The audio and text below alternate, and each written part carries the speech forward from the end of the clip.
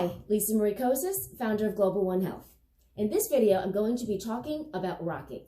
Rocking is much more readily used in training and programming today. I was first introduced to rocking as a movement drill by Original Strength in their Level 1 certification.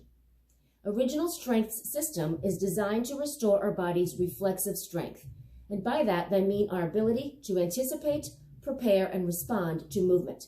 This also translates into reflexive control. Our ability to move with control is a very important aspect, and controlled movement should be incorporated into your training regimen. Now, rocking is a very important movement because it's something that we all do as humans, or have done, right? So before we walked, we crawled, and before we crawled, we rocked as babies. So it mimics our natural human movement pattern, and it gets us back down on the ground. Many adults have lost their ability to be able to get up and down from the ground comfortably, and also to just get upper extremity loading, right? So walking and running all translate into building bone density and loading of our lower extremities, but most of us are not getting down on the ground very minimally, if at all, and we're losing our ability to load our upper extremities. Now, there are exercises, of course, that people can do to improve loading and to increase loading of the upper extremities, push-ups, planks, bench and chest press. But if you're not doing those weight-bearing, those loaded exercises, you want to make sure that you're still getting on the ground and loading your upper extremities from just natural weight-bearing, as that is a great, great source of resistance, the ground, right? So getting back down on the ground is very important in our movement. You can do rocking for a few reasons, right? It can be done as a warm-up at the beginning of your workout, as joint mobility prep for more loaded and advanced movements to follow. If you aren't getting out for a workout and you just want to take a few minutes at the end or at the beginning of your day to get the joints moving or to flush out the joints if you've been sitting all day at your desk, rocking is fantastic for that. It can also be done as a recovery day because you are getting blood flow and circulation to the joint structures. And it's also mobilizing the shoulders, wrists, hips, knees, and ankles. So you're getting several joints moving in one basic movement pattern drill. So let me show you the baseline position first. You're going to be on the hands and knees, as we'll talk about more in a second. Notice my legs are a little bit slightly in an outward, externally rotated position, right, to create more freedom of movement. But the rocking also is a great prep to improve your squat.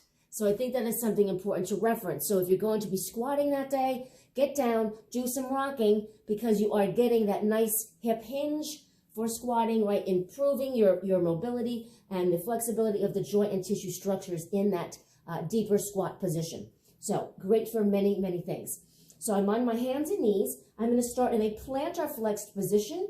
I will take a moment to show you from a different angle how the ankle positions change. But the basic rocking pattern, just as it would sound, is this movement. Now, to address a couple important points. You do not want to allow the head to look down. So we don't want to be rocking, looking down, right? One of the premises of this exercise, right, is that it's training our cervical spine muscles in the back of the neck to engage. So if my head is hanging down, I'm not using those muscles. So you want to look not necessarily even straight down to the ground, but a little bit slightly ahead of your hands, right? So the goal is to keep the head and chest up. Now, that is the basic thing to think about, but also mobility and joint range of motion matters and will determine the ability of range that you have in the back and forward part of your rocking motion.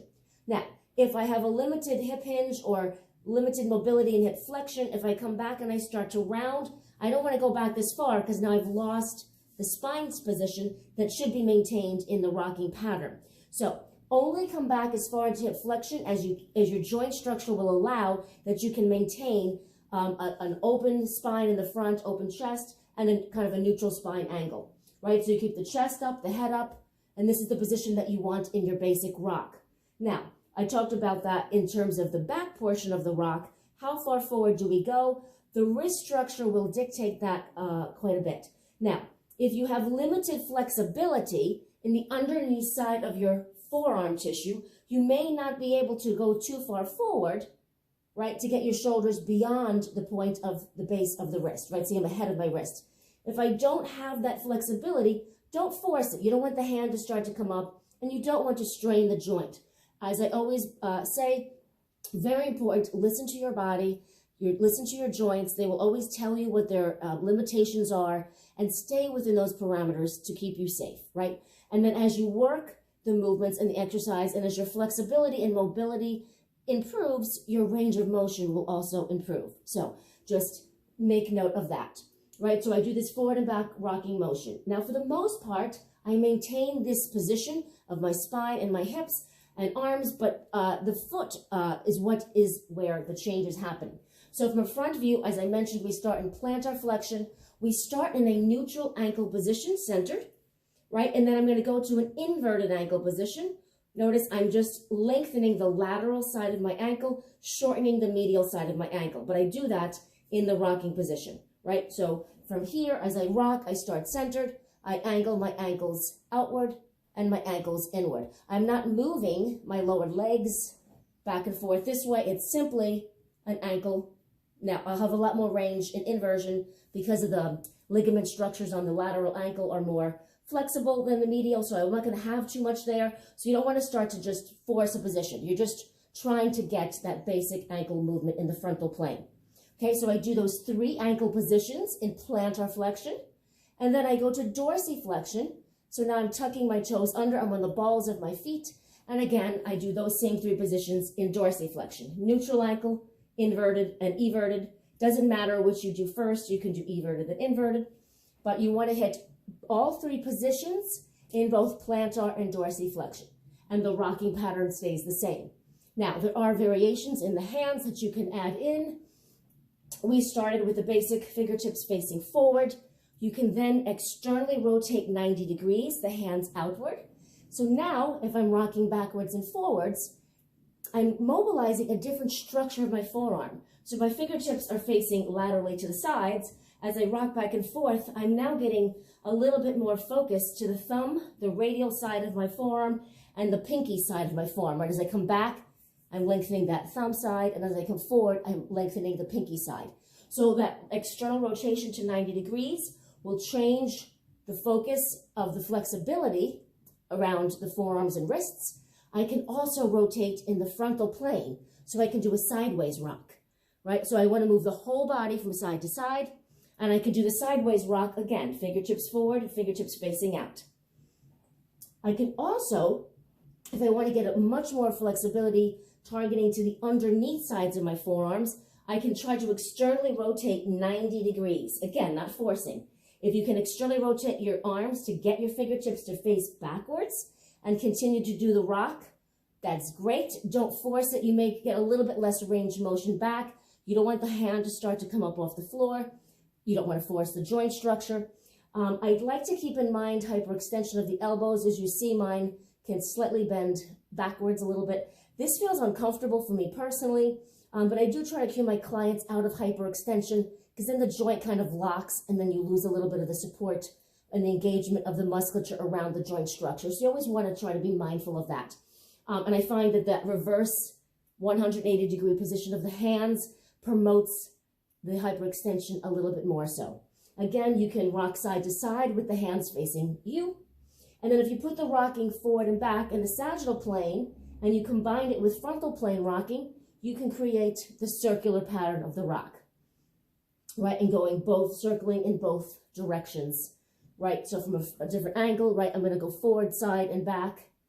And now you're kind of getting a circumduction or a transverse plane rotational movement in the joint structures a little bit, which if you're going to be doing multiplanar movement in that training session, definitely do the rocking in the various directions.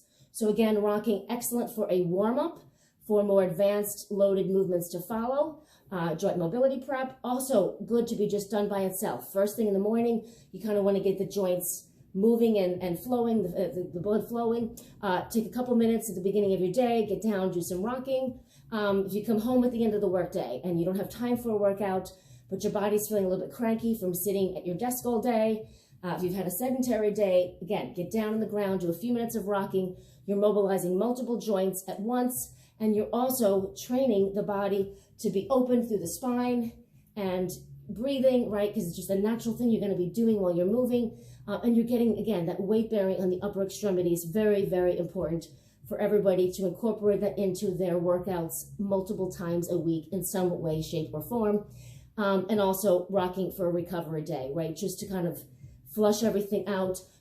Tempo, you can rock nice and slow if you're just not feeling 100%, but your body just feels like it needs to move slightly.